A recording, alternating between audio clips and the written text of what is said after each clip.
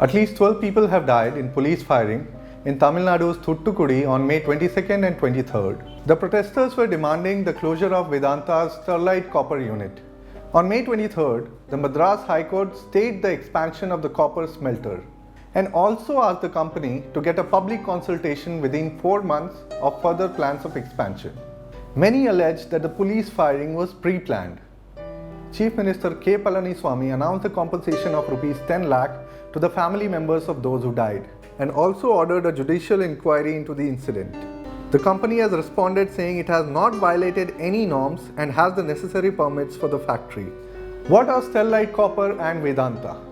Sterlite Copper is a unit of Vedanta Resources based in London and is owned by Anil Agarwal. It is one of the world's largest mining and metals conglomerates. The production capacity of the Thoothukudi plant is 4 lakh tons of copper per year. Residents and activists complain that the plant has contaminated groundwater in the region and caused health problems like respiratory disorders, skin diseases, and cancer. Residents have been protesting against this plant ever since it was first set up in 1996. But the recent agitation to stop the expansion of the plant has been ongoing since January. It escalated in the following month after the company applied to get an environmental clearance to expand its unit and double production capacity. If approved, this would make it the second biggest copper smelter in the world. But the plant has been shut for the past 50 days.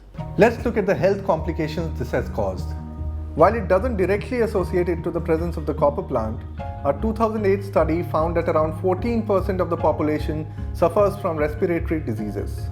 It also found a high incidence of menstrual complications in women living in the area.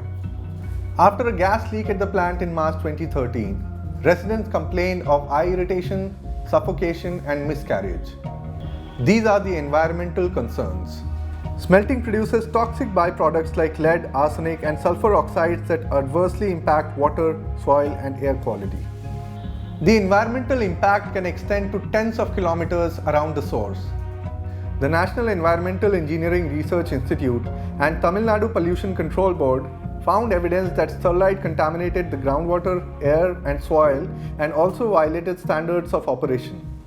The location of the plant is also contentious because the Sterlite plant is located close to the Gulf of Mannar, which is an eco-sensitive area. The new plan to expand the smelters is located in a densely populated area, which poses a great health risk to residents. The proposed complex is located on land designated as dry agricultural land. The company has also come under fire for not holding public consultations before setting up its complexes in Thoothukudi. Let's look at why, despite violations, Sterlite continues to operate. After the 2013 gas leak, the company was shut down for 2 months but reopened after getting clearance from the NGT. In April that year, the Supreme Court struck down the Madras High Court's earlier order to close the plant. The court justified its verdict by referring to the revenue and the jobs that the company had created, but on the other hand, it also fined the company Rs 100 crores for causing environmental damage. Activist Nityanand Jayaraman has documented the role of TNPCB, NGT, local administration, and Ministry of Environment in facilitating the Sterlite Group's operations. Vedanta is also being sued in England by Zambian villagers for polluting their water and destroying their livelihood through its mining operations. Now let's look at Vedanta's political donations in India. In 2014, a Delhi court found that the BJP and Congress had violated the Foreign Contributions Regulations Act by receiving donations from foreign companies. Vedanta had paid the parties a total of Rs 9 crores between 2004 and 2010, with Sterlite Industries in Thoothukudi being the most generous donor.